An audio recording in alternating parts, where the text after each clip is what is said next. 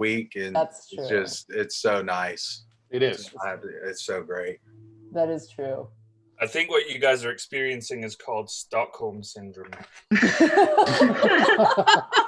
love our captor. If I never sleep on a bus again in my life, I'll be a happy man. I used to say that. Now I would kill. I'd even take a bottom bunk. I mean, I'm the person everybody thinks is crazy because I like the European buses. I like the European buses too, because they're the upstairs and like the I separate. love them. Yeah. Oh, you guys are in luck because Beat the Streets got a fleet of 20 double deckers. Yeah. Those are beautiful. Nice. They're gorgeous. I've been on one. They're beautiful. Yeah. Okay. I think we're just waiting on Jim. Yeah, we're just waiting on That's Mr. Grumpy. We're on YouTube. We're live, so it looks like we're Awesome. rolling here. You clean my glasses while we're waiting.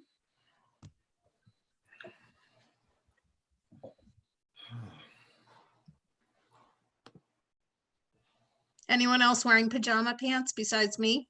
Probably everybody.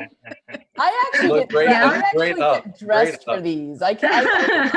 I treat this like my job because it's the only time I get like showered freshly and not like This is the first time I put makeup on in 2 months. How'd it go? How'd it go? Putting the makeup on. Oh, it was I almost forgot how to do it. 5-1 is joining us. Oh, look at that. 5-1.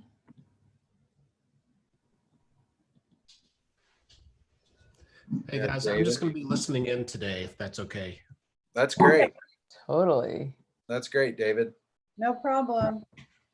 All right. Well, Do you want to just start rolling with it, and let's get it Jim, moving. once Jim gets in, we'll. he can jump. Okay. Hey, go to you. Go for you, Mark. All right. Good morning, good afternoon, and good evening for everyone who has been following along and taking advantage of the TM 101 webinars. I cannot believe that we've made it to 15 webinars from just a small vision to give back, and it's evolved to just such a wonderful thing that we do every week. And appreciative for all the students that have been sticking with us. We are jumping into ticketing 101 today, all the intricacies of ticketing, how that all works, and what the process is once a show is booked.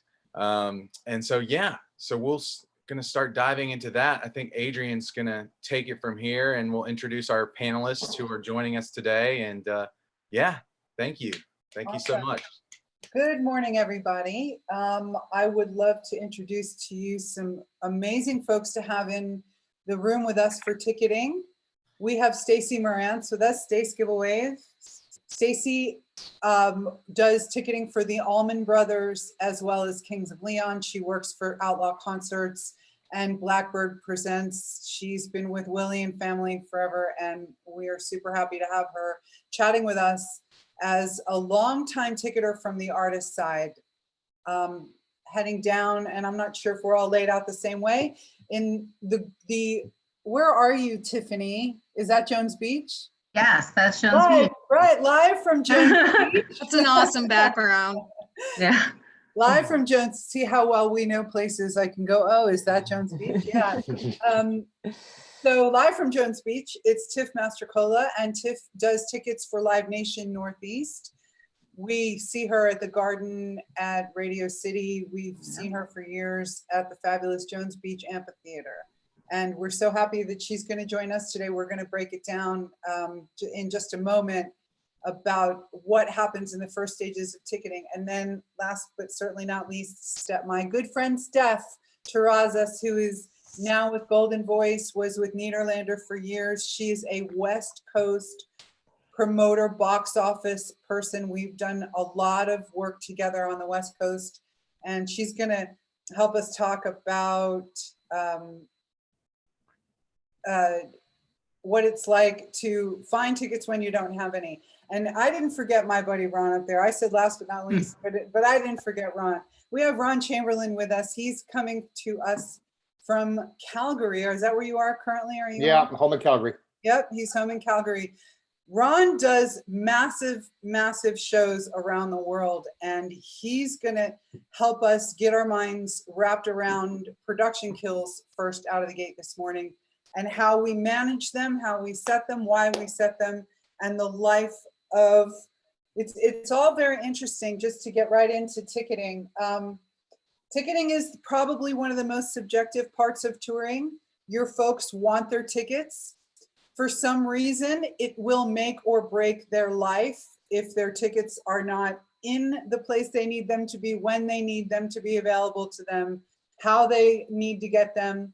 It's going to be important for your artists, who's getting the tickets and where they're going to be.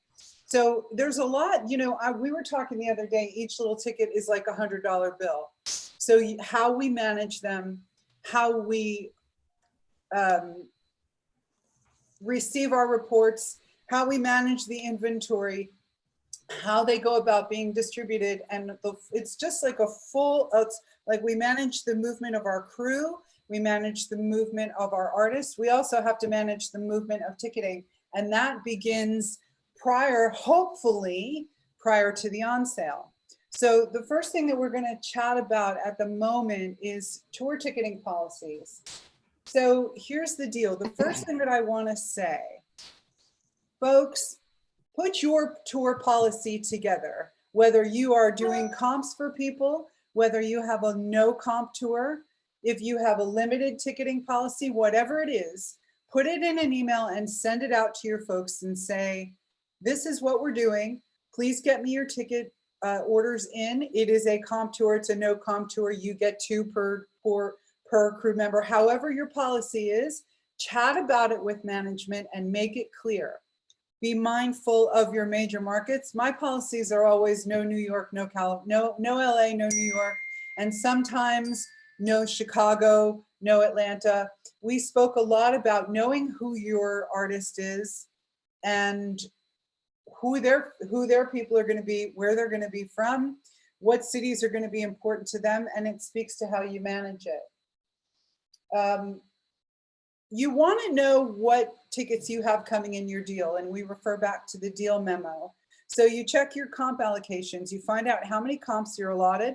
If it's comps, if it's going to be a purchase, which speaks to consignment, and we're going to talk about that down the road.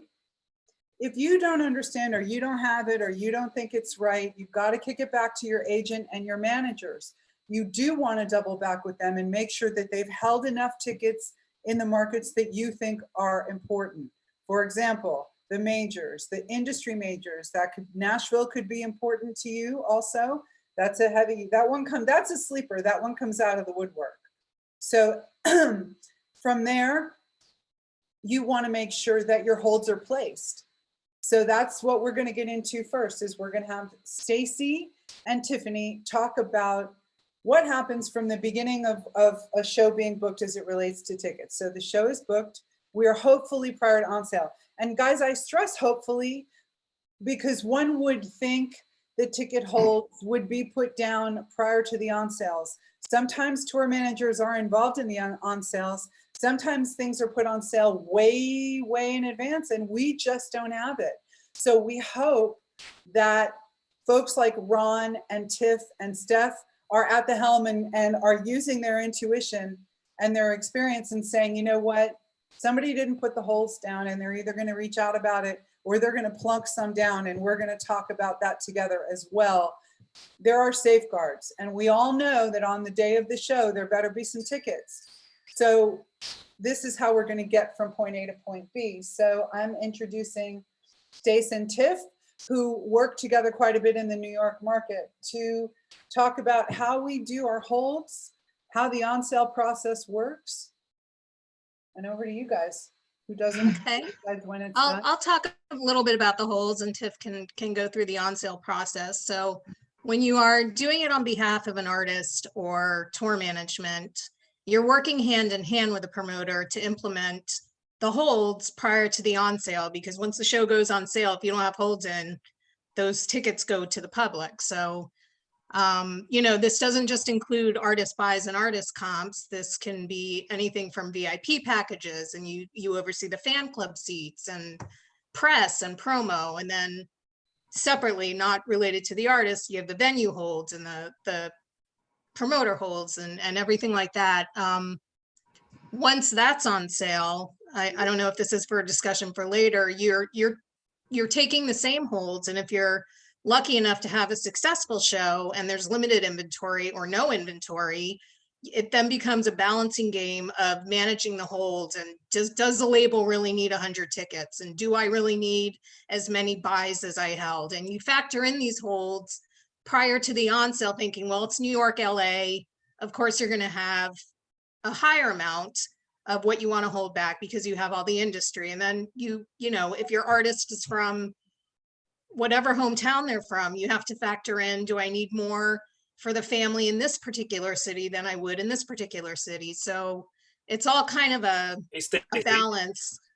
Really quick, can I just give a bit of 101 terminology here? A hold is a block of tickets that are set aside from sale that won't be sold and are reserved for the tour or the promoter or a group of people, and they will not be sold until you get with the promoter and you release those tickets for sale. So, you know, they will be held for guest list for corporate. Correct. They are, exactly. They're tickets that will not be enabled via the ticket vendor for the general public until you start taking a look and start cleaning up your holds a little bit, which is a process from on sale to day of show. Day of show.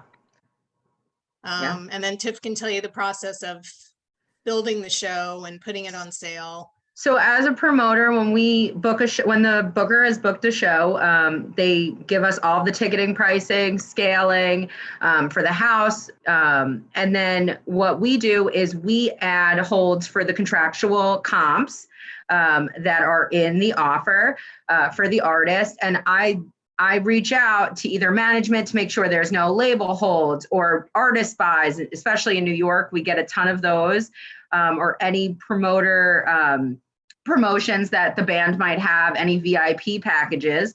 So me and Stacy have worked together over the last couple of years to make sure that her holds are where her artist needs them. So I'll place 50 holds. I'll send her a map type, which is a picture pretty much that says section, row, and seat of where the tickets are in the venue. And Stacy will say, this will work for my artist, this won't. This opportunity doesn't happen every time on every show, but it does work that way sometimes to make sure that the artist is happy when they get to the show. And, you know, on a sold out show, you really don't have wiggle room to move locations of seats around. So that's kind of how me and Stacey work together, and we make sure that everything is good, everything's in place, that we have fan club tickets held, and stuff like that. And for the most part, the promoters and the box offices are very good about placing the holds for the artist and for the fan club. You know, there have been times where I maybe have pushed back a little. I'd like more seats near the tunnel because it's a lot of guests that are going backstage or something like that. And same applies for general admission shows and clubs. You know, they may have a VIP balcony and you need to know beforehand, well, how many can I get up there before I hold what I need to hold downstairs? So it's always, whether it's, you know, you're a little more specific with seating, but it applies to any kind of show, including, you know, a festival.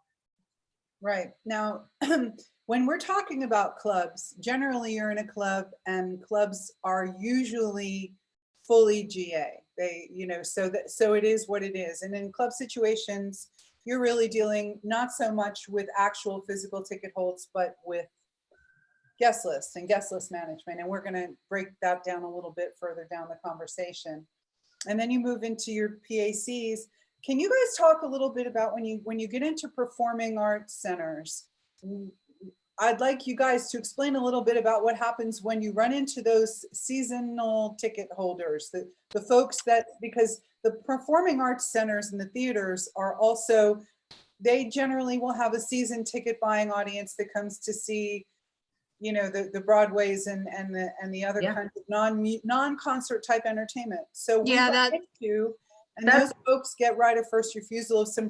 So we normally make it equal. So I'm not having all of our season ticket holders in a block, so that the artist could have access to those tickets as well around the same locations. And when you place holds for artists, you don't want them in big blocks, because if you do release them, then the day of the show, you're just going to have a giant hole in the middle of the orchestra. Especially buys too, you want to make sure that they're spread around, but still decent locations, and not always the front row, but not in the back of the house. So you gotta balance that, and that's a balancing act. And that's kind of why you want to work with tour managers or management, so that they can sign off that the holds work for them too, especially on my end. And then you're always dealing with contractual holds for either the sponsor, or the venue, or group sales, season sales, whatever. And the box offices, in my experience, have been great with working around all of that for the artists. Okay, I want to ask Tiff and Steph, when do you guys like to see people start to release? Let's say we're in a general 50 comp ticket area. When do you guys like to see movement? Now, for those of you guys out there who have not done ticket holds and releases as of yet, you have to, again, we're talking about little $100 bills that are sitting in a block that can't be sold. So we're either going to take them and give them to our friends and family, whether we're paying for them or not. And again, this can be something that you may be on a no comp tour and you must pay for your tickets, but they're going to come through your tour and be handled internally, unless you're asking for something to be COD or have someone else buy them, which is also possible.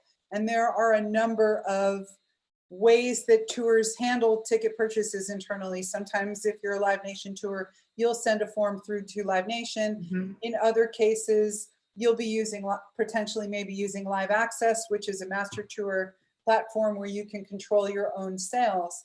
But back to the question about when you guys like to see people releasing holds, because folks, what you don't want to do is bum rush the system by releasing far too many great seats when you show up and decide that you don't need a couple of dozen tickets. So can you give us an idea of when you like to see things start to be released and in what increments? Yeah, so when I start looking at a show, generally I look at a month out. I see the sales cycle. If an artist has 250 on hold for buys and 50 comps, I genuinely reach out and say, hey, can we shake anything loose? Obviously, I don't want to screw any of the tours of running into an issue when they don't have enough tickets, but buys are a little bit different. You genuinely know a month out who's going to buy the tickets. Then I normally reach out again in a week out, and if we can get those tickets on sale a week in advance, they're more likely to sell than day of show before doors. So I tend it depends. It depends on how hot the show is. If it's a hot show, they might use all 250 buys. It just truly depends on the artist and how hot the shows are. That's true. For us, a lot of times, if a show is a really high priced ticket, I will tend to be a little bit more. I'll go and ask management or tour management if their guest list looks about what they're getting allotment, just to see if they can trim anything. And the same is true as if it's a hot show. I know that most likely we'll be able to get rid of them, if there is a last minute dump. But I follow the same model as you do. Ron? Exactly the same model, a month out. Month out? Month out. You try to avoid doing a lot of dumping a day's show. Mm-hmm. It's unavoidable. I mean, you still can have sight lines and little bits, but anything in the holds, sponsor holds, media holds, artist holds, promoter holds, venue holds, all of them, I start not hammering, but questioning. Right. Yep. A month out. Right. Just a reminder, because so many people are working on so many different shows. And one of the other things that we want to talk about really quick before we come back to Ron and talk about our production kills is when you're releasing and you're looking through your guest list and you're checking your markets, we go back to knowing who your band is, who your act is, and what their markets were going to be. Stacy was talking about this yesterday. She has an act that is going to need 80 million tickets in Oklahoma City. because True. that's where their family is from. So what you want to be aware, if I know, and again, it may not only be your principal artist, if you've got one principal, there could be members in your band, there could be some, you know, side, if your band is if you've got a principal artist and then you've got a band and then you've got some dancers and you have some singers, you never know who's got a hive of people. You also have to be mindful of, is it a country act or are they based out of Nashville? Nashville's going to be a humdinger. Are you in R&B and hip hop? You better watch your list in Atlanta because everybody's coming. Yeah. You know, so just be mindful and you want to make sure to put those tickets back on the system for sale in a reasonable amount of time, but you also want to try to be intuitive and trust your gut. Yeah. Do a little research, talk to some folks, check with people in your camp. You may check and check again and go back to your management. And I always have an email list of folks that I communicate with on my tours about tickets. And I'll email them and I will tell them, I'm going to release tickets in this market, these markets. I'm going to go to the following numbers. Does anybody see a reason why we would get in trouble that I'm not catching? Go to your people, you know, and have them communicate with you and help you. Yeah, and Yeah, I just it's wanted always, to quickly touch on why it's so important to keep on top of your why it's so important to keep on top of your holds, because it might seem in the grand scheme of things, if you've got a sold out 20,000 capacity arena and you have 200 tickets set aside, 200 might seem insignificant in an arena of that size, but if you could get those on sale a month out, and 200 tickets at £100, $100 a ticket is $20,000. Right. That's a Well, And especially if you're going to do production releases day of show too, you don't want to release the 200 tickets and then another 200 tickets because you can push the sightline, which Ron will go into. But that's also watching your opens along the way too, which is a great point. Hey, Ron, you want to talk with us about production kills? Okay. Okay. So on the on sale part of it, hopefully I get a design. Which I both, you know, I'm sure that Tiffany and Stacy and Steph all understand and wish for the same thing, either a stage size, mix size, any kind of production details so we know what to hold before it goes on sale. Stage footprint, how many rows or how much square footage, square meters you have on the floor. Any kind of spot holds, camera holds, anything weird. One of the latest ones are projector holds in the seats, which usually no one tells us about. And then all of a sudden, oh, we need 300 seats that are already sold for projectors, which also creates sightline issues as well. So that's some of the information we try to get on top of the artist hold sponsors and all those other kind of things. And then when we actually get a design and we start touring, one of the key things that we try to do is actually get the information out to everybody, the venues, the box offices, the local promoters. That includes photos and renderings and drawings. So we can clean it up as much as possible to reconfirm what everybody else is just saying. So you're not doing a big dump on the day of show. You're trying to do minimum. You're trying to, you know, that tweaking of the artist, the tweaking of the sight lines, because a lot of, like you guys covered the other day in the with the settlement talk, you're walking in and you can tweak the stage and you can tweak the mix. Maybe you can push it back. It really depends on the local regulations and obviously relationships with venue managers and everyone else to get some more seats in. So you're trying to get as much inventory out prior to walking into the door, because walk-up sales, depending on the artist, but most walk-up sales are not what they used to be. And if you can get them out 1 or 2 pay cycles prior, you're doing better for everybody. Right. And Mary Jo, just chime in with me for a moment, because the same type of situation with production holds and kills, not only does it apply to a stadium level show, an arena level show, but we talked about it also applies to club level shows where you will also have sightline issues. Yeah, especially clubs and theaters. And actually, you know, if you're in a club or a theater tour, your margins, that can make a big difference, a really big difference to your tour. Getting those back on. or kills, but you'll have, for example, in a theater, almost all, as Ron pointed out when we were speaking yesterday, if your front of house desk is bigger, you're going to have a bigger footprint there for kills, or he's just going to guess perhaps until you go in. And then always in a theater, you almost always down in the front, you'll see like the little corners of the seating. Those will be blocked off. Usually I'm walking those if I'm in a theater situation on the day of to see like, where can you see? A lot of times people put subs on the floor, so that'll be a production kill.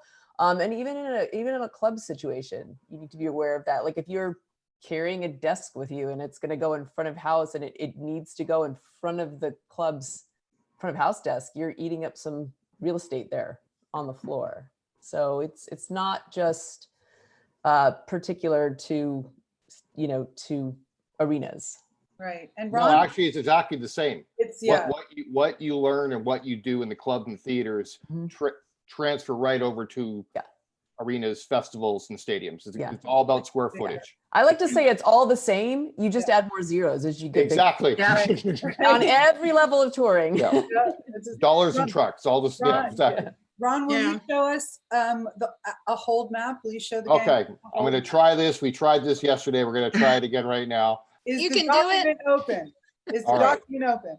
Let me know if this works. You got this, Ron. I hope so. I got to do it for French next week. Something's There you go. happening. Hey. Technology is my friend this morning. So this is from the lovely venue in Prague, the O2 Arena. So this is a sample or a standard sold map setup map. So you can see the stage. You can see the red squares up top. Those are all the spot holds or camera holds that are put in place. This is actually a standard hold map that they use. Ron, is this 270? No, this is 180. This is 180. 180. 180.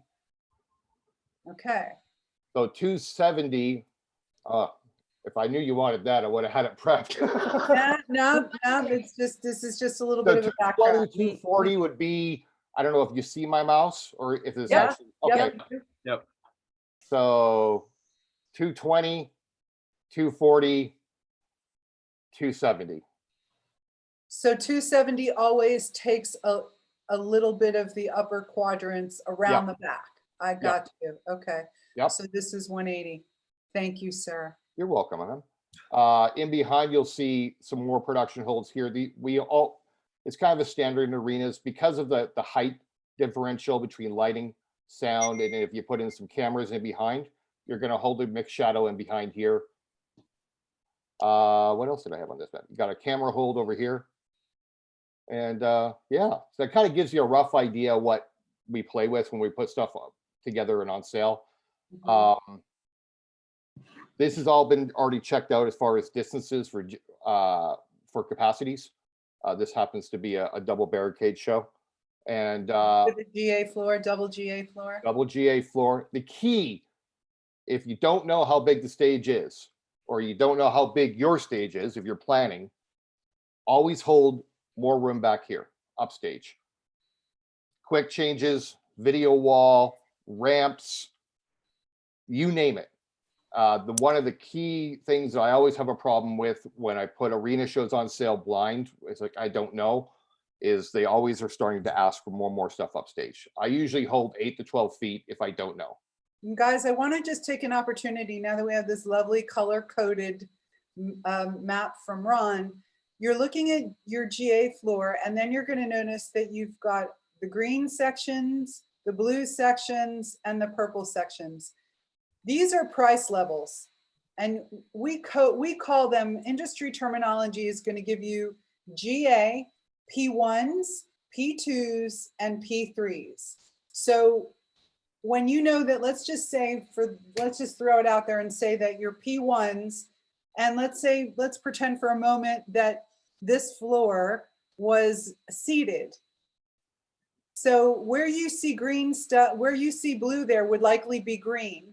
And all that stuff would be your 250-ish. Let's just call it P1s are 250. And then your blue ones and the back of the floor behind the green where your yellow is would likely be your P2s.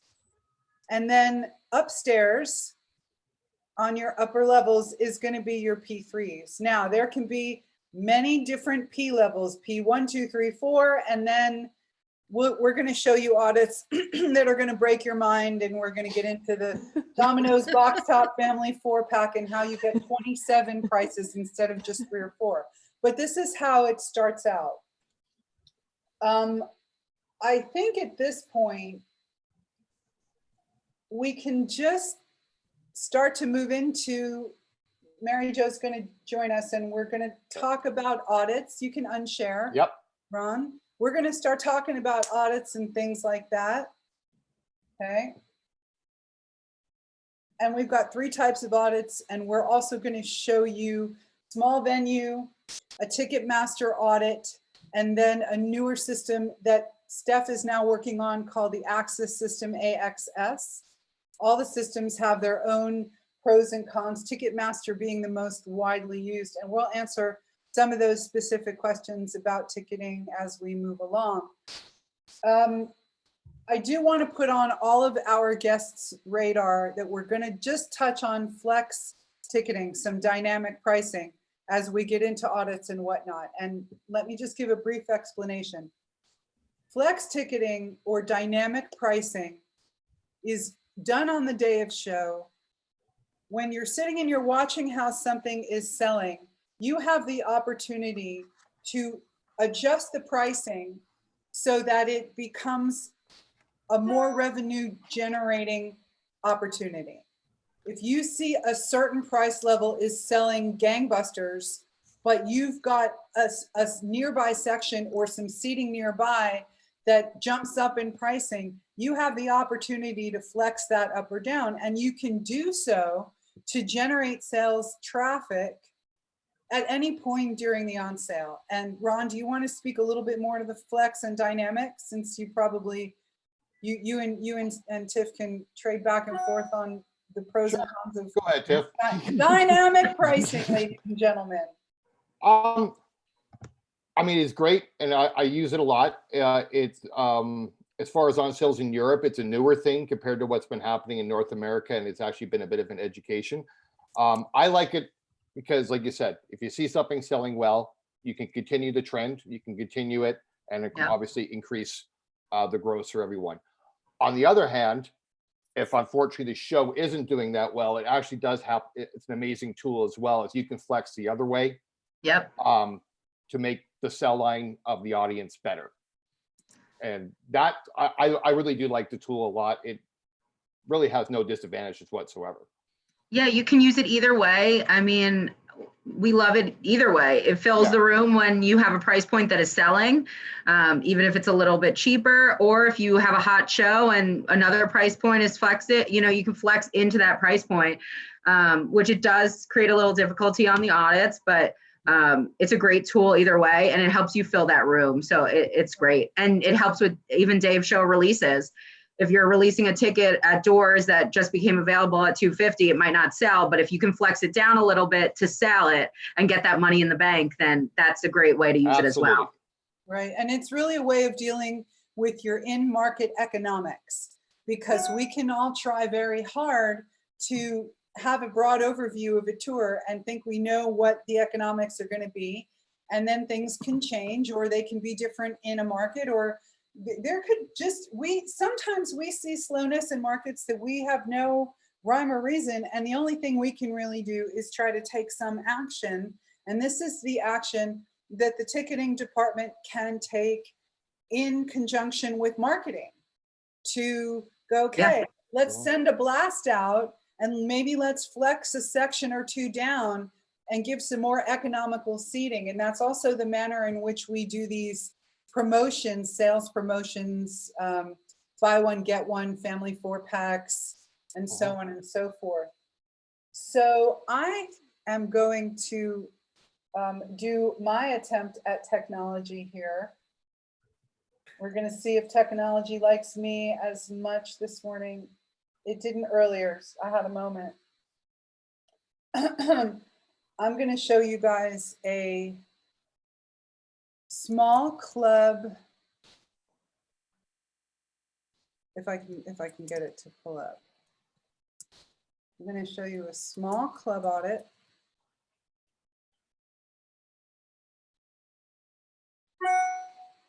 Here we go.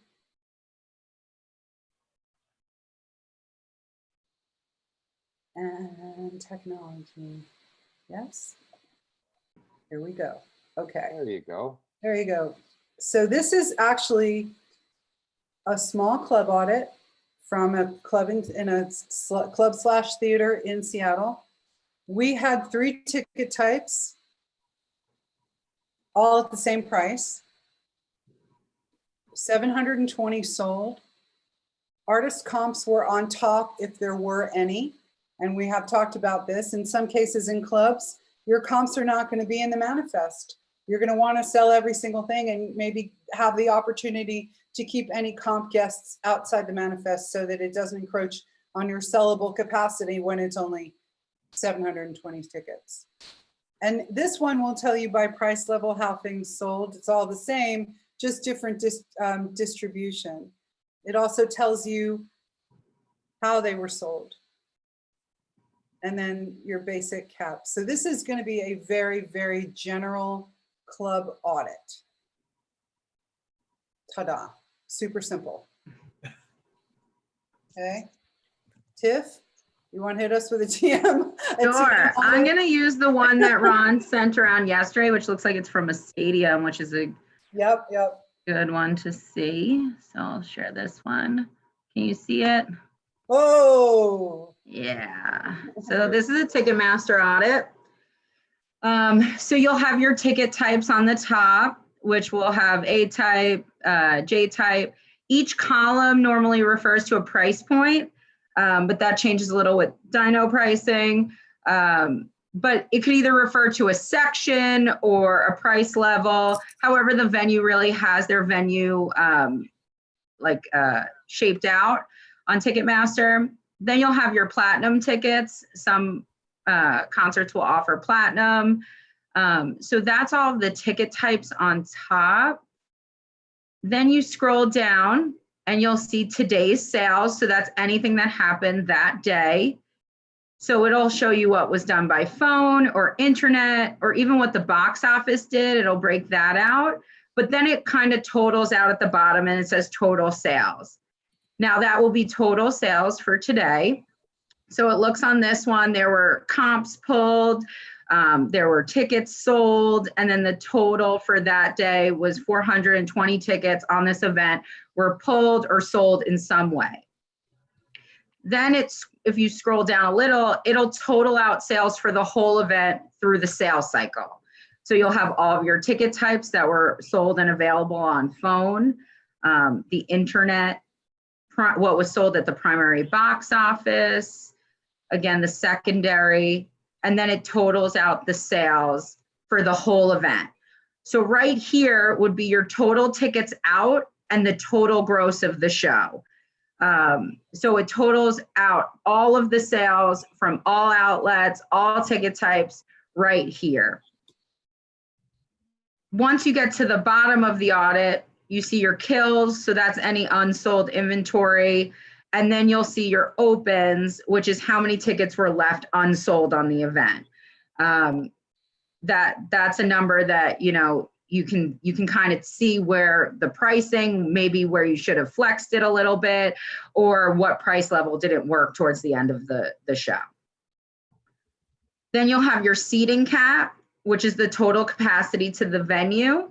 And then you can see how many tickets are unsold.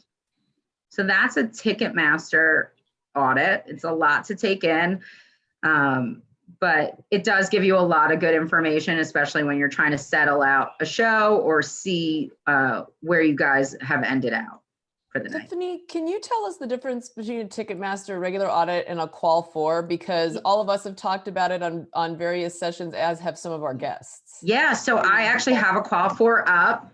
So let me share that. So this is a lovely qual for, which is being used more and more. So this is from a past show. It'll total out on top how many tickets were sold by phone, primary, secondary, and total, along with a gross. but instead of the columns going vertically, they go horizontally here. So right now, this is column 1. This would be column 2. And it will keep track of any prices that you had in that column. So if you do run an offer and you're using a regular audit, it'll just say that it's under that column for adult on the regular audit. This will actually break down what price it was sold. So if you can't settle out or match your numbers, ask for one of these because they're very helpful when you're running offers or dynamic pricing, and it breaks it out by column. And even though this is really big for our students, actually, I've run a qual 4 before on just like 4 ticket types. It's really helpful. Yeah, it's your breakdown. And again, you see your total sold, you see what's open, what's unsold, what's your capacity. It's just easier to see when you run offers and what price they were sold. So we had some sold for 35, some sold for 40, and some sold for 15 with all in the same column. Right. And you see here, you got your BOGOs. Yep. Buy one, get BOGOs. one. And so you can actually see the action, the flexing down and the addition to your BOGOs. And in each of these price levels, you can see what the genesis of that price level was and what we did to sell some ticks in those areas. Yeah. And especially you see a lot these days, even if you are starting out and on say like a club tour, theater tour, you'll see a lot of like Groupons. And this is where you'll be able to see what that offer was. Yeah. And we did vet ticks on this. So we were able to see how many vet ticks, redeemed their comp ticket, which is a great one. We were able to see what sponsorship took, how many were sold on pre-sales, in-house artists, etc. So this is a very helpful one. There was a good question from Whitney. She asked, is there any particular reason that audits are in this form with an MS-DOS feeling? I feel there is something that is easier to interpret. Is there a plan to make these any more clear? Or is it me being an believe that me being an amateur? You're not being an amateur at all. It's a valid question. Is there any updates or any news in your world on software? So Ticketmaster Win 99 is pretty much the Bible. There is Artix, which is the first audit we had seen. There is TM1, which can download it as an Excel file or a PDF, but as far as we know, the text files are good as gold, and those are what most tour managers trust and what management trusts. Yeah, and I think when you see the Axis one, they look a little different. Like when Steph shares Steph's too, the systems all look a little different too. Yeah. Yeah. So, Steph, do you want me to share? I can share it. Let me share. Okay. we have the technology, everybody. Yes, we do. Okay. All right. We're gonna do this one.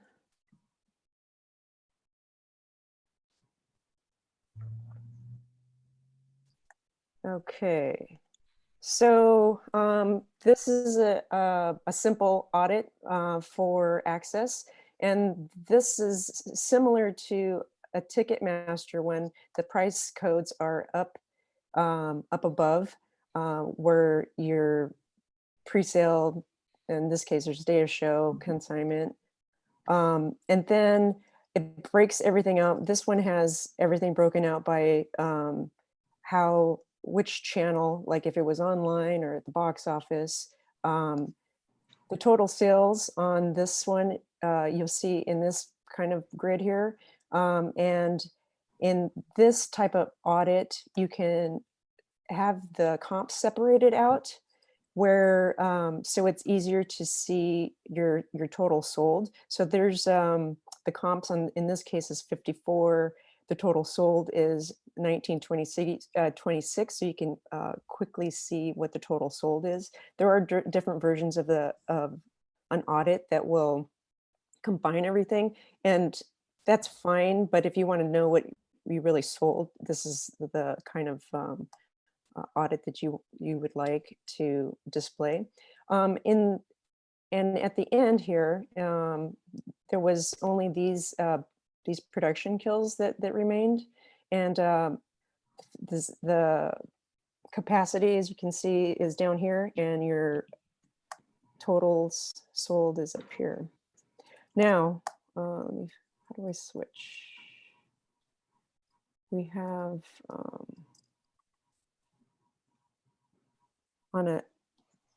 here's another example.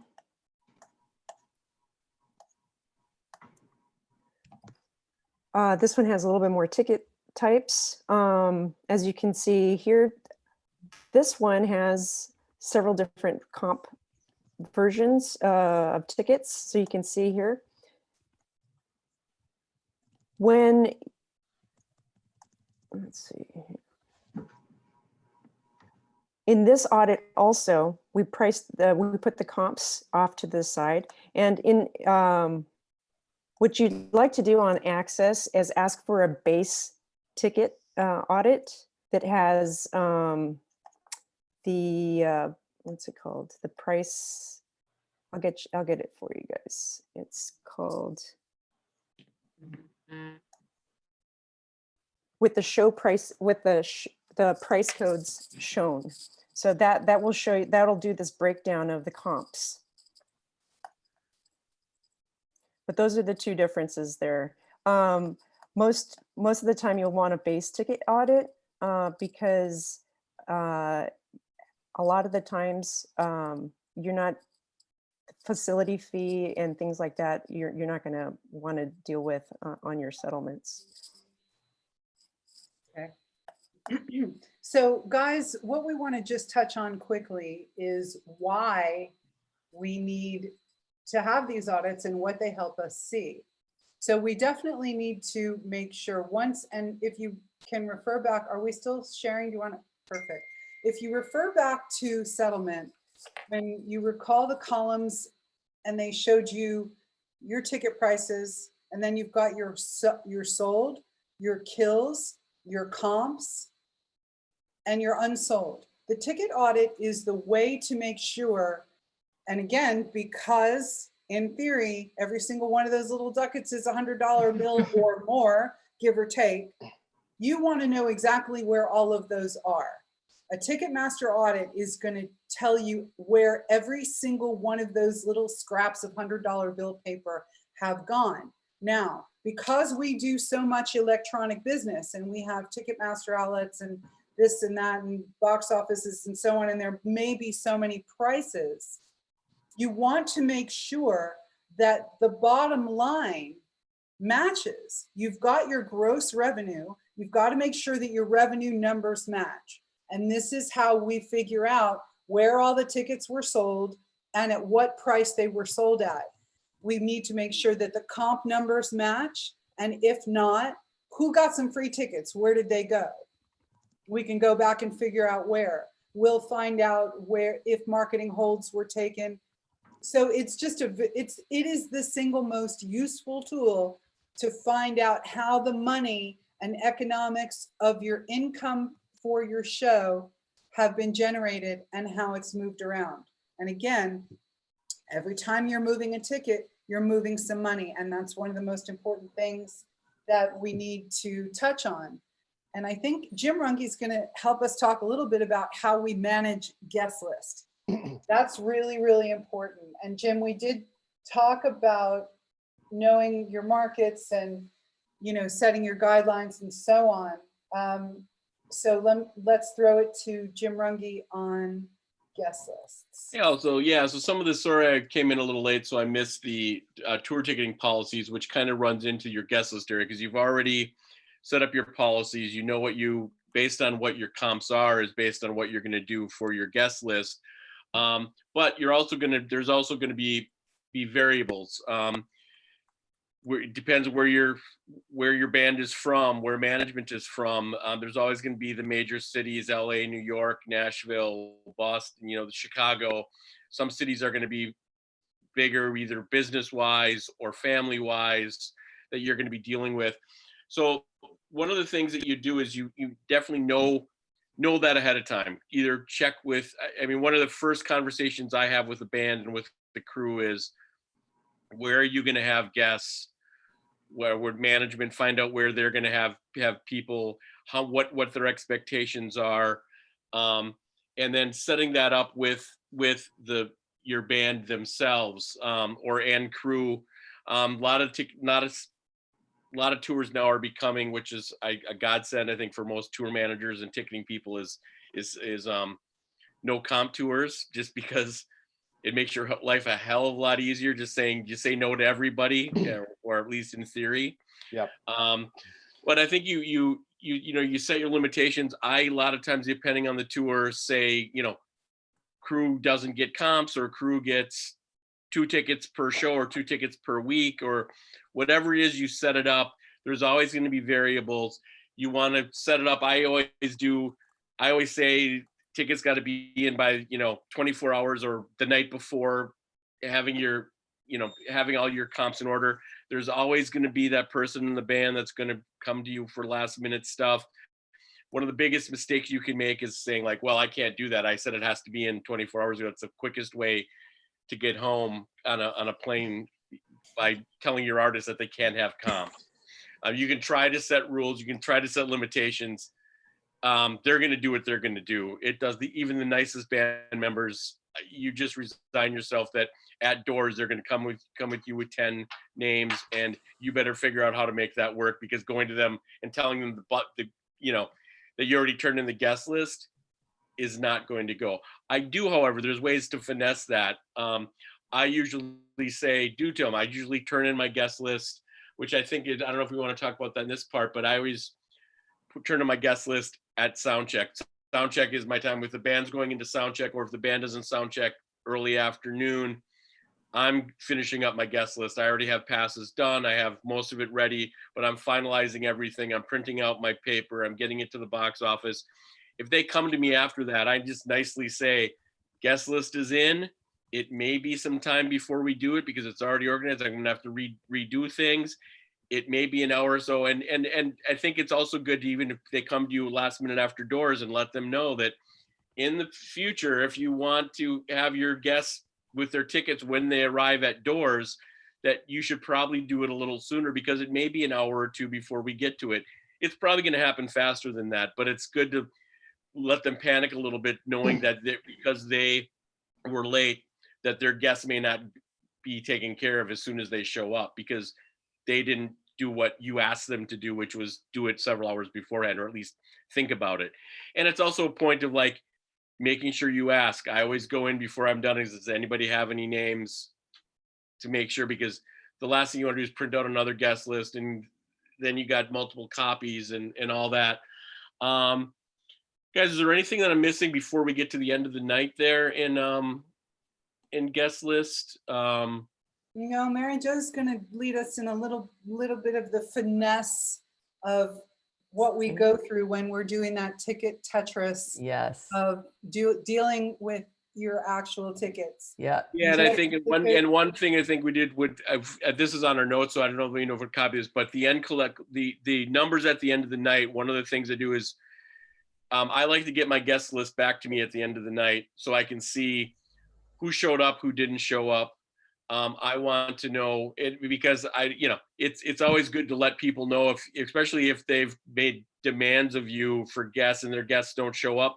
Let them know that, because you don't want in the future, if they're not showing up, or let them know that they also went through a lot of stress to get them on the guest list, and they don't show up. It's good for them to know that and hold people accountable, because like Adrian had said earlier, these tickets are not free. Somebody's paying for these tickets regardless. They're very seldom there's not repercussions if they went back into the system when we sold them. That's easily $100 or more that we could put back into the tour. So people are, and a lot of people don't understand. In fact, I often say when people call me for tickets, I'm like, oh, the band would love to buy that ticket for you. And if they come back and go like, well, don't they have comps? It's like, nothing's free. Right. If you're not selling it and you're coming in, right, that's money they're not making on that. And most people go like, they don't get that. They don't understand that, like, oh, that's actually income that we could Right. make if you're doing it. And you, just because you're getting a ticket and they're the band doesn't mean that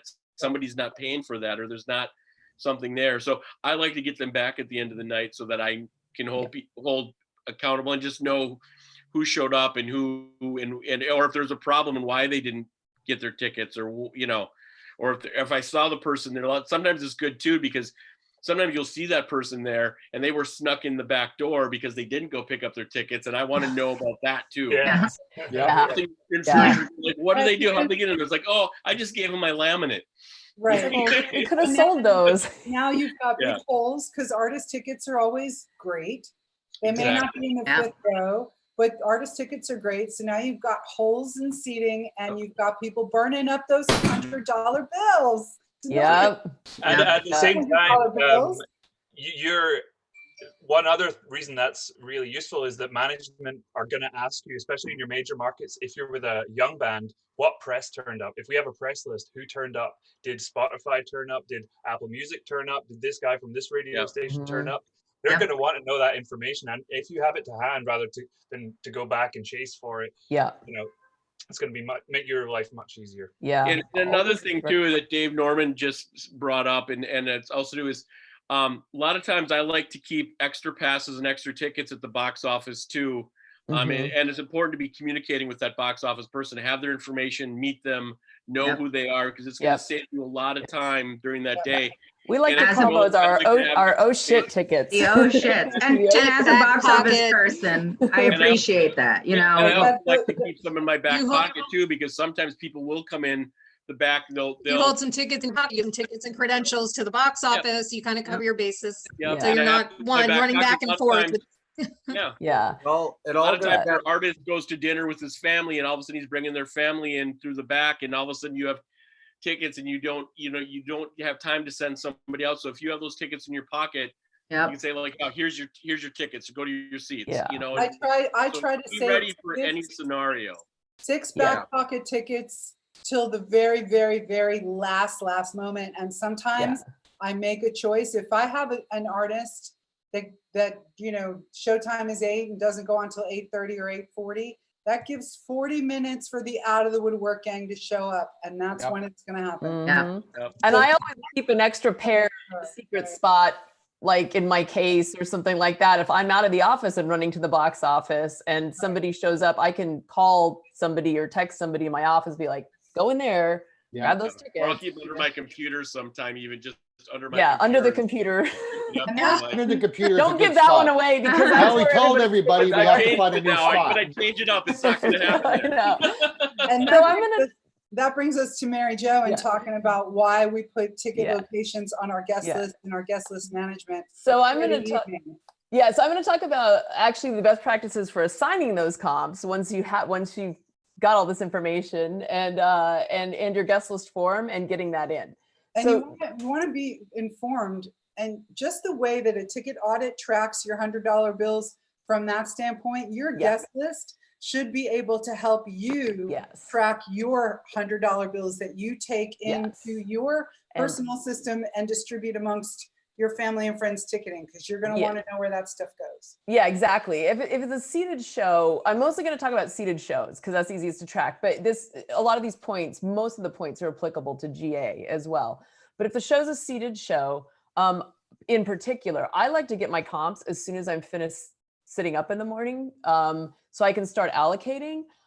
Even if I have a map that shows comps, I don't know, I like to have them in hand and just go walk it and sit and look at it where the seats are. I can get an idea of where the best seats are, which are the easiest to get to, which have the easiest access to backstage if they're coming back after the show, because your comps aren't always in a row or in the same section. Sometimes they're in different spots. So, if you're in a theater and you have some on the in the orchestra and some on the balcony, you're going to want to figure out who gets what. Typically, if you're in an arena, you're going to have chunks. So you're going to want to, I like to sort of figure out a priority system, like the band, the band comps will get the closest, crew comps maybe a little further back. And this is where knowing your artist comes into play. When you assign those comps to guests, you're going to want to take into consideration then what their priorities are. So For example, if you have parents coming and one of them is in a wheelchair, you're going to need to talk to the promoter about maybe swapping some of your comps for an accessible seat. And that you're going to want to do early in the day. And that actually happens quite a bit, especially with older family members. There might be people who can't sit together. Like maybe they don't want their ex to sit near somebody in their family. They don't want a certain friend to sit near a management guest. Keep that all in mind. Ask your artist if they have any special parameters for seating. A lot of times they'll just tell you. They'll be like, you know, these people need to sit far apart, or, you know, but you never want to assume. And you'll get, as you get to know your artist, you'll get to know these things, but never be afraid to ask them, because you do not want to inadvertently put people together that should not be together, or make it challenging for them to get backstage. Even if your show is GA, you're still going to need to give some thought to any special locations for guests. Often a promoter will be able to tape off some seats for immediate family. Sometimes there might be a balcony or a special area they can put some seats in and reserve them, and they'll set aside maybe special wristbands or passes that get them into that area. So you need to think about those things as well. On your guest list form, I'm going to show you a form here. You are going to want to track, hang on, let me get the sharing going here.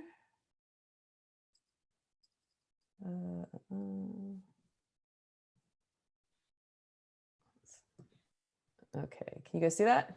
Yep. Okay, so you're gonna want to track, I have this set so that the columns total at the top, just in case it gets really long, you don't have to scroll all the way down. So you always want to organize it last name, then first name, and please put your last name in a different column from the first name, because then it makes it really easy to sort.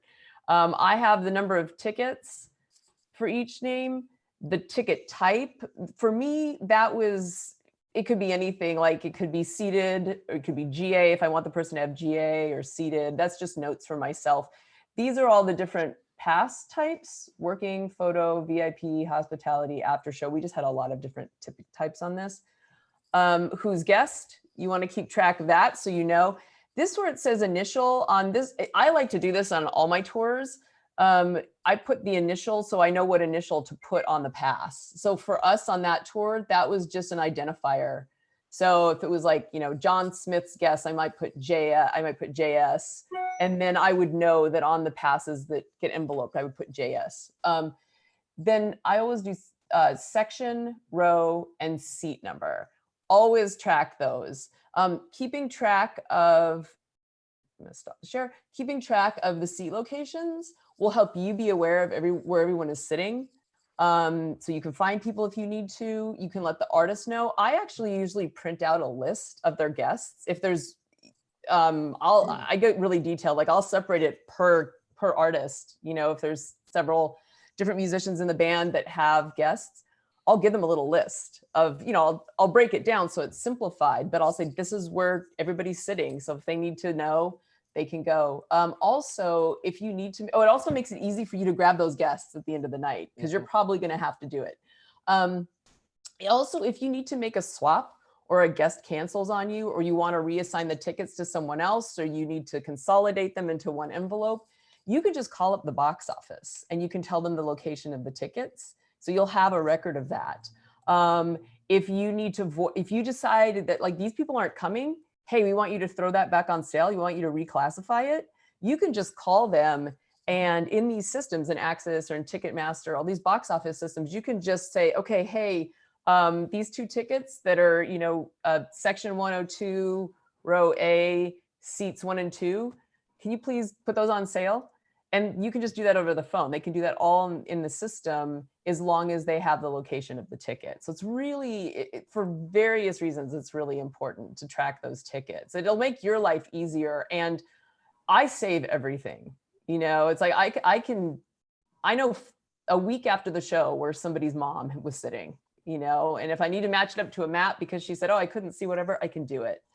As Jim said, getting your guest list in, start working on it before sound check or early in the day. Time goes so fast. Like you'll start working on it and think, oh, I've only got like 30 names. And then all of a sudden it's like 30 minutes before doors. 100%. Yeah, start You're working on it inevitably going to really get early. last minute names from your Yeah. acts, you We're know, going back but to our Yeah. checklist. Guest Yeah. list should be on that checklist. Yeah, on that check, yeah. And then envelope your tickets with any corresponding passes inside the envelope and print the name on the envelope.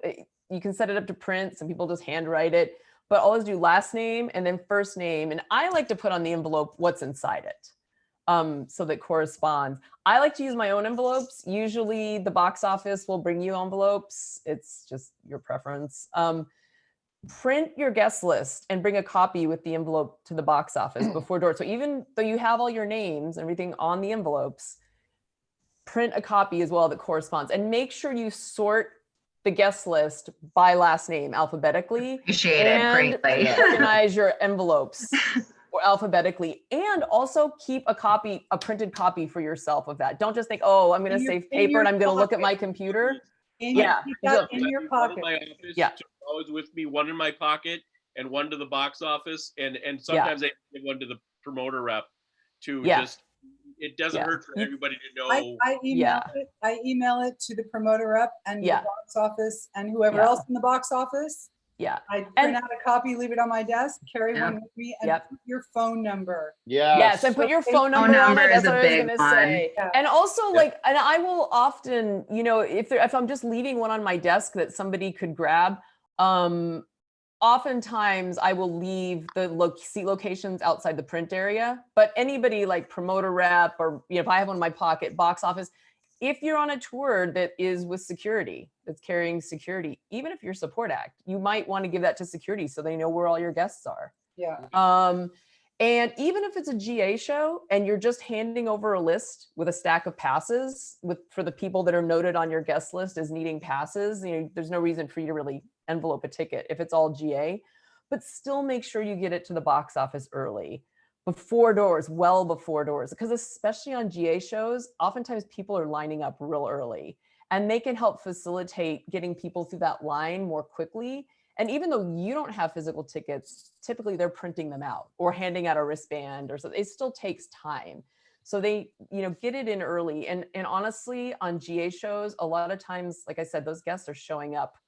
Yeah, guests tend to show up early, and we don't want to send your guests away at the box office because then it creates the phone call to you and you're working on the list and, But the biggest thing to take away from there is put your name and phone number on your guest list so that the box office can call you, and get your box office contact.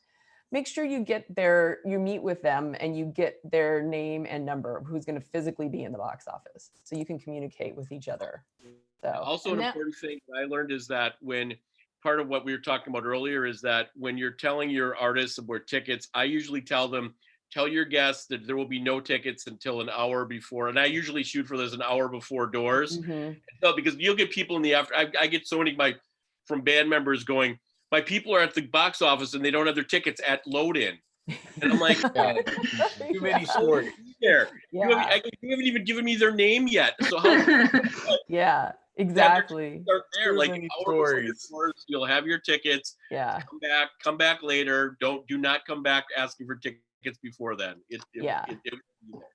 It's also good practice if you have the emails of all your guests that are buying tickets from you or getting comps. I will generally try to email everybody ahead of time saying tickets will be available for pickup beginning at 5 p.m. Doors are at 6.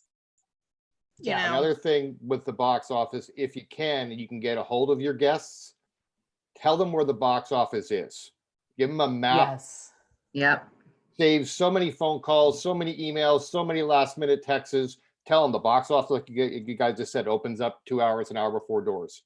We're playing at this festival. The parking is here. The box office is here.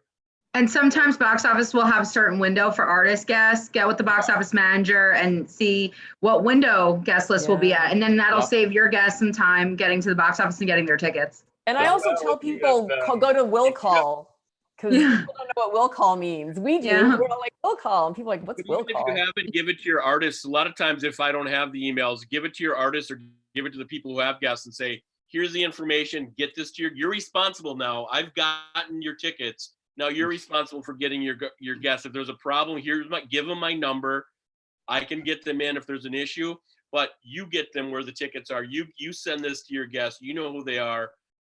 Give them this, and then I will take care of them once they arrive at the building. And Yeah, that- especially at festivals, if there's an offsite box office and you're parking here, but then you have to go here, Yeah. you can temporarily stop your car to pick up your tickets, but you know, they need to know all that. You just have to assume that nobody knows anything, even We if just- they've gone to the same festival 10 times already. Yeah. we can't emphasize enough just preparation and communication, you know, like going back to your checklist, making sure you've laid kind of the foundation with your box office and make communication with them, and that all your ducks are in a row, and that you just have all the information to kind of ease your stress in the day and be able to kind of give that information and save yourself a lot of headache and time. Also, Yep. one thing we wanted to point out to everyone, if you're doing if you've got a good size show, do not be afraid to hire reinforcements in your major markets, LA, New York, and anywhere that is considered a hometown show or a big market for your act. Don't cut yourself off at the knees. Prepare. Absolutely. Even if that means that you've asked the promoter to hire a second PA or another runner for you, and whether that means you come out of pocket $250 from the tour, whatever you have to do to keep your chaos to a minimum. Like I said in the beginning, tickets are the most subjective part of your show day. Your guests are either going to feel like you gave them the Willy Wonka gold ticket to the universe, or they are going to feel absolutely and completely insulted. And again, like Ron said yesterday, and this can happen within a 15-minute period. So you want to make sure that your guests, particularly in industry markets, because the last thing you want to hear is some industry bigwig felt slighted and wants to now go complain to management or the agent or whoever. And whatever the case is, just know what's coming and get yourself some help. Yeah. It'll save your life. 100%. It's very much a customer service job when you're doing ticketing for an artist or promoter. Yeah. I would just add to that, one of the pieces of information that you want to also submit with your guest list is if there's an after show in the venue, or if their guests are coming backstage after, make sure that the box office, and ask your artist if they can to send out to their guests where the marshalling point is going to be. If you're in an arena with a 20,000 capacity, there's generally going to be designated marshalling points for guests backstage, where you will go after the show, 10, 20 minutes after the show, and escort your family and friends back to the green room. Every single show, whenever there's passes, I have a little welcome. This is where you're going to go. After the show, please take your tickets and your passes and meet us at the vomitory at section 101. That's the biggest question. As soon as they take their tickets and their passes, they go right back to the box office. What does this do? What does this We mean? don't know. It's a good practice to put little info slips in the envelopes. This is what your pass means, or we're having an after party, or please join us in this green room. Yeah, that was a great when point. it's open. The thing is, the note thing is great, but if they're told it, then because a lot of people will pull their ticket out of the envelope and not realize that there's something else in there. Correct. If they're not looking for it, they may not find it. So if there's somebody to tell them, hey, look, there's some instructions in there on where you need to go afterwards, then, you know. I usually ask the box office, even, can you please open this up and hand everything to them, which they actually appreciate. I stay put to the passes sometimes if I'm doing that's a good idea. That's a good idea. Yeah. It's going to be there. Yeah. And that part of the job is one of my favorites. I love dealing with the families because for the most part, they're on such a high. They're so proud of their sons and daughters for filling this arena, playing this amazing theater. So they can, for the most part, they're such a pleasure to deal with. So if I get a report back from my artist, oh, my mom said you were so great with her, that's just the best feeling, you know. So I always try and go the extra mile with their family and the friends just to make them feel special, because they're seeing their sons and daughters play to 20,000 people. That must be an amazing feeling. So, you know, if you can go that extra mile to really top it off for them, they're gonna walk away and just, you know, have tears in their eyes, which is awesome. which is awesome. Hey, Doug, do you want to touch for a minute or two on how you're managing a supporting acts guest list in a bigger situation? For sure, yeah. So we've touched upon this in a couple of our previous episodes, and it's really important because at 101 level, many of your first tours might be as an opening artist, whether it's on a club, a theater, or an arena.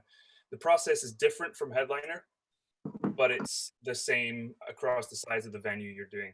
Typically, you're given a standard allocation, and it's normally a pretty small allocation of comps.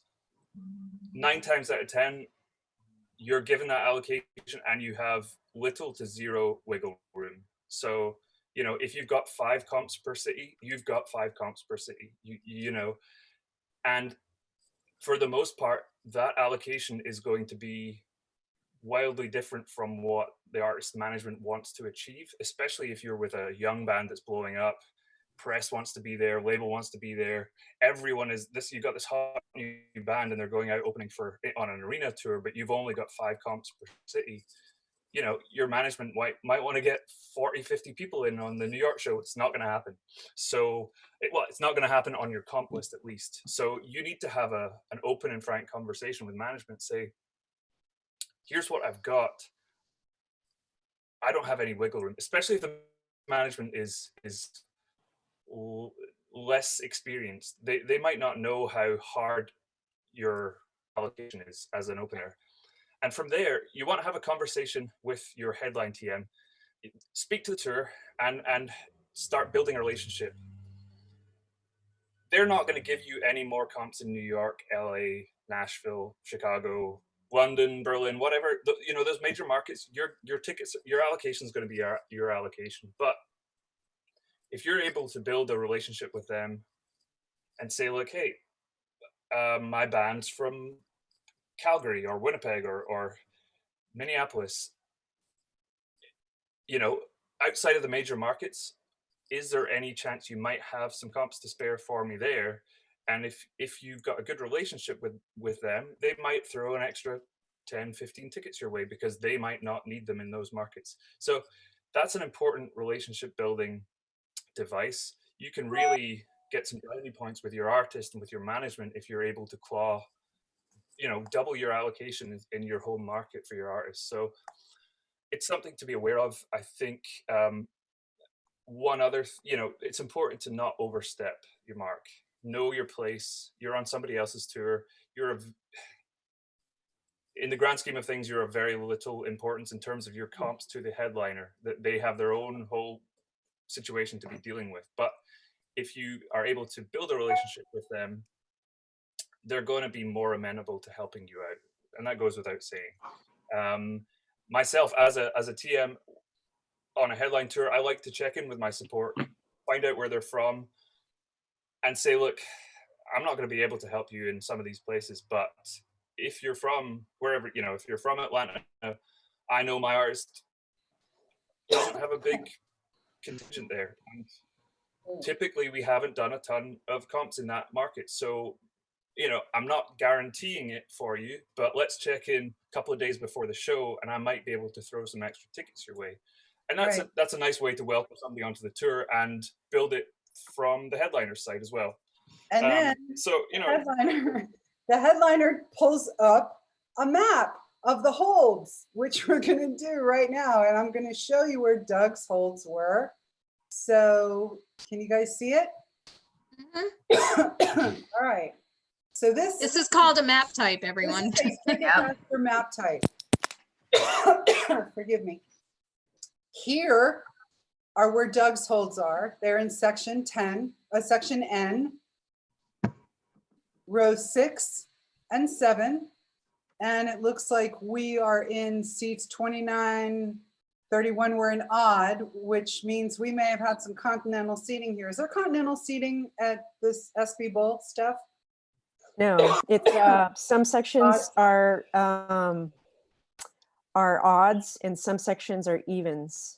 So this is how we are reading a map type. You have your event code, your date, you've got your section, You've got your X level. This X level kind of tells you how great your seats are. Your best seats are going to be X1s. Moving back down, you're going to see you've got some stuff over here in section I, which will be X14, section G, X15. These guys might be out on the wings somewhere. So we're looking to see who's holding what. And we see support has a number of holds. We got 1, 2, 3, 14, It's 20. 20. You see the 20 right down. It's on the next Oh, page. there it is. I was looking for it. Right. So this is And going to tell you that they have 20 on hold and their mark number is 4. That was support holds. We'll come down here and we'll see that the agency, they also have 20 holds and they're at the $135 price. So if I'm looking for tickets, I'm going to go, Steph, do we have support on this? We might have support holds and no support act. So you're going to want to flush those out and give them to me, please. Did the agency use all their holds? We don't know. We'll find out, and we'll either release them back for sale or move them to artists if we need them. We're talking about how we find extra tickets. Here were some extras that in days, now let's just say the days in advance. This was a show that was happening for me in Santa Barbara, and I had a client that has a tremendous family, tremendous amount of people. Santa Barbara can be considered an LA play. Now, be mindful when you're doing New York and Los Angeles, the markets around those markets are also going to get hit with guests. Because, for example, if you have an LA play and then you're going to Santa Barbara, anybody who isn't going to want to get caught in the fray in Los Angeles might come find you in Santa Barbara or San Diego and on and on. So just be mindful of that. New Jersey plays in New York, still a New York play. The PNC Arts Center in Homedale is considered a New York City play. So just be mindful of the markets around you. So Steph, we were talking in this particular situation, I knew in advance. We had a couple of shows, 2, I believe, on alternating days, and I called you in advance and said, I don't have enough tickets. Yes, and we took a look. Are, what do we have? What can I get my hands on? How much of that will be comp? Please. Because if I'm already burned through all my comps, it doesn't necessarily mean that the promoter is going to be in their good graces and give me some more $250 bills to throw to friends and family. So this might be a situation where we're going to give you, we have the tickets. If your artist wants them, that artist may need to pay for them for their friends and family, or this becomes a purchase for guests who want that. Let's talk really quickly about unorthodox, non-ticketing ways to find extra seats. Like, we're going to throw some chairs inside the barrier, inside the barricade. We don't love that. That tends to upset people. And this is going to be somebody's mom, somebody's wife. That's it. Your friends and family don't go there. We could potentially need to put it, if we have high profile guests, that presents another set of problems. You might need to put a separate, a little platform at the mixed position. Yeah, hopefully we have room for that. I'm going to call Ron on the phone and I'm going to say, Ron, I have Victoria Beckham and her entire family. What do you think about this? I think we're going to put her in the mix somewhere. Right now, but Ron, my client doesn't allow folks behind the mix. What are we going to do? Can you get me a little 1-foot platform with 6 chairs on it? Yes. That's the only answer to give really on that question, actually. Yeah. Right. And guys, this is how we solve problems together. You know, we're in the entertainment business. Entertainers are going to come and see the other entertainers. And if we don't have any seats available, the other thing we have are security concerns in that regard. We've got to make sure everybody's safe. We don't want to cause a guest an unsafe situation by putting them in a weird seating situation in the middle of row 52. Yeah. So I have to go to my friends, Tiff and Ron and Steph, and go, all right, I have high profile. I mean, I had a situation where the mom is as high profile, the entire family is high profile. I have to make sure that the seats in front of and behind are taken by members of the same party. So this speaks to the fact that we can be very creative, Yep. communicate, talk to your people. Communication. You might have an artist guest with an ADA situation, and we didn't even talk about ADA yet. That's the American Disabilities Act. Those are our handicapped friends and family. Somebody might need an ADA and a companion. Yep. So what if all of our ADA seats have been sold and we didn't know till the day of? Tiff, what do you do about that? So we see what aisle seats we can do. In New York, we always have a few ADAs on hold because we do expect there to be relocates on, the day of show. So we try to make it work, but the communication with the box office on what you guys need, like I'm able to look in my holds and say, okay, they really need this. I can swap these and move this around, or do all of that. So working with the box office throughout the day on show day is very important. Yeah. Yeah, and every show has a different set of variables that are different from day to day that might help be problem solvers for whatever it is. Right. Okay. I want to move quickly into dressing the house and reloads. And Ron, can you give me some scenarios that we would be reloading people under? On reloads on the day of show, we've got people, reloads or relocates. We have to move people out of seats. First thing that comes to mind is something wasn't held properly from the on sale, either a sight line or behind the Knicks, or if you get into the stadiums. For some reason, the towers didn't go where they're supposed to go, which doesn't talk about. You all know what I'm talking about. And people just cannot see. And I take pride, and I'm sure all of you take pride, that if somebody's bought a ticket, no matter if it was $50 or $250, they got to see the show. It's not a hearing thing. To me, it's a visual thing. So when we do build shows, we usually have, depending on the scale of the show, a relocate hold. And the bigger the show, the bigger the relocate sometimes, unfortunately. Right. And it's usually something you actually don't figure out until you walk in that morning and go, oh, you sold to here. Oh, that's fantastic. Okay, yeah. Well, that balloon wall is going to go right here. Yeah. And now 150 people on each side can't see. Oh, there's pyro on this side. We sold this side. We got to move them to that side, Oh, I miss working. Anyways. Yeah, exactly. So that's where it goes into, and that's what you're getting with the box office, the venue, and sometimes the artist as well. You get with them a good look. I know you got 250 comps. Unfortunately, today you don't. And it's a hard conversation to have, and it's the same with the venue. Right. You have to go, I know you got this.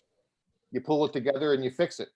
And this at the end of the day, you want your fan to have the best experience. 100%. It's all about the people who bought the tickets. Right. And this is where we also talk about dressing the house. Mm-hmm. So let's say things are not going so well. We have one of the things we deal with in tour management and ticketing, in addition to fan experience, is your artist's perception. Mm-hmm. Your artist, one of the reasons you're going to keep your location, your artist wants to know where their mother, friend, sister, agent, cousin is sitting. Conversely, they may not want them up their nose. They may want them just a few seats back so that they don't feel like it's that intimate of an experience. They also are going to know when seats aren't filled. And that is a bad look for them. I did a tour years ago where I did ticketing, and I felt like my entire reason for being there was to dress the house. Every single ticket on the lawn was selling. Conversely, no tickets in the pavilion were selling, and you can't leave an artist out there playing to nobody. So it's your responsibility to now relocate people down. In an arena, we talk about reloads all the time. For example, the balcony, has sold, but you still have glaringly open holes in side sections on the lower bowl, it's Christmas. You're going to be reloading people from upstairs downstairs. Tiff, can we talk about making that call? Sure. So I tend to do it the morning of. We know we'll have day of show sales, but we want to see where before doors we want to kind of create this checkerboard pattern to fill in some seats. We'll get with, on our end, the venue and the customer service team, and we'll say we're going to have to bring down 200 people, and we'll go play Ticket Fairy upstairs and, you know, bring people down to enjoy the show in a better seat, so that when the artist gets on stage, it looks like a sold out show for their perspective, which is very important. Either we have to bring down curtains in a 200 level if you're in an arena, or you have to look at certain things like that with the venue and production team. But definitely, you know, you want to make sure it looks good. So we use the every other row method, 4 on one end, 2 on the other, to kind of fill it in, because when everyone's standing, it kind of looks great. Right. And that's, Tiffany, that's dressing the house. It's making sure that the perception is that we've sold a lot better than we did. Again, we try to get in front of a situation, as we talked about with Ron earlier, where we're flexing and we're trying to, if we see that things are selling and glomming into certain areas, but you're not getting any love in a certain section, we're going to try to avoid having to dress the house by flexing some pricing and maybe making it a better Appealing, opportunity for purchase by putting a better price point on it. If we can't, then we have to dress it. And then we take a look at the production kills that we release that day too. If they're not moving, we'll bring people down into them, or we'll drop the price. We're constantly looking at what we're opening, so nothing just looks like a hole in the middle of the orchestra or the side, you know? Right. True story.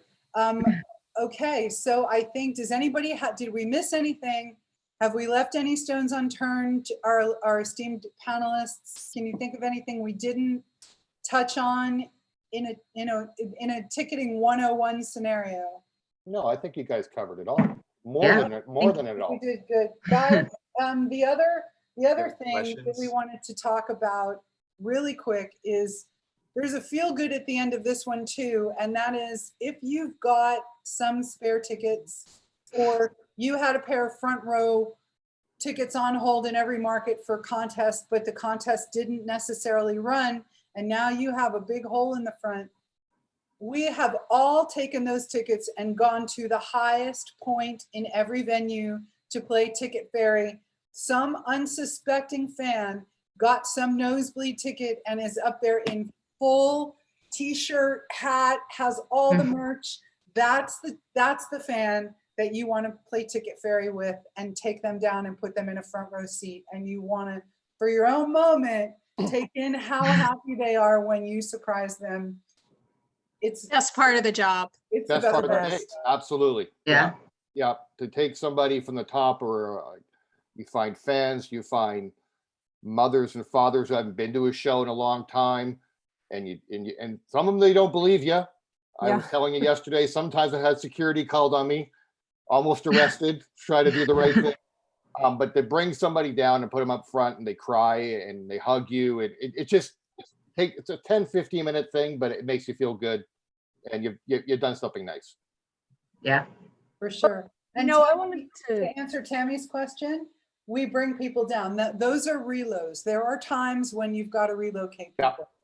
Yeah. You might have and those times, just to recap, are going to be, you've got a sightline issue, you have a patron issue, somebody didn't get an ADA seat that needs an ADA seat.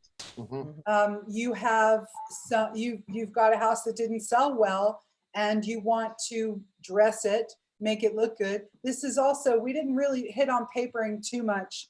If it's all gone to hell in a handbasket, and simply dressing the number of tickets sold and a good reload plan isn't going to make your house look like you did a respectable amount of business, that's when you start to dress the house. You've got to be careful when you're papering, because this is an act of giving out a bulk number of tickets to an organization, a charity, You name it, Ron. Veterans, Viv, first responders. Chase, Yeah, anybody, first responders. responders? Yeah. The one thing to keep in mind, and I'm sure everybody here has had this situation when you dress a house, Yep. which isn't my favorite thing to do, but if I do it discreetly, which Yep. we all do. It doesn't mean they're all coming. Right. Yes. You have to plan accordingly, because the last thing you can do is start moving people around who aren't coming. You don't know they're coming because you have no way of knowing now. So it's very true. You got to have a really good plan in place. If it doesn't matter if it's a theater or a stadium, because a hole's a hole. And so plan accordingly. Take care of your suppliers, take care of the first responders, take care of the venue staff, and don't start it at load-in. This is something that needs to be started like a week out. You need to have the conversations, and the tickets need to go out. That's why the service that you have in the US, which I love, which is Vet Tickets, is a great, because it takes care of a lot of those boxes. And you said you broke up a minute. You said Vet Tickets. The Vet Tickets program in the United States is amazing, because it takes care of a lot of people that you would want to take care of. You know when they're coming. Right. And it's a great service. Yeah. Papering can be risky, because you don't want to flood the market with a bunch of free tickets. It's not. You don't want to kill the sale. You don't want to. And again, we talk about folks that, you have some patron issues. You run into it occasionally when you're flexing. If you flex down and the guy next to you says, "Hey, I got my ticket for $100," and this gentleman pays $250, that's going to give you a patron issue. The same thing could potentially happen when you're dressing or when you're papering. You just want to make sure that you're putting it into play in a manner that's discreet and effective. Yeah. One thing I just wanted to touch on really quick in dressing the house is that a lot of venues, especially at the club level, but arenas as well, have flexible house arrangements. So they might be, their full capacity might be 2,000, but they might have an orientation with its 1,200. And your show might have been booked in the 2,000 cap, but you might be a week out and you're sitting at 1,000 tickets. And a conversation should be had between yourself and the promoter.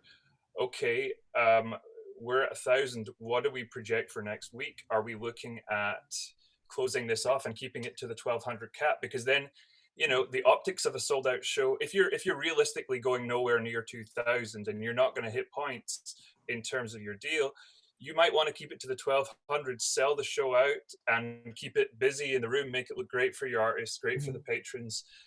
So that's something that, a good promoter will have that discussion with you and your agent, but you will be involved in that discussion at some point, and you might have production issues to throw into the mix for that conversation. So just be aware of that. Yeah. And some venues, for example, actually a lot of the newer venues now, can move the stage.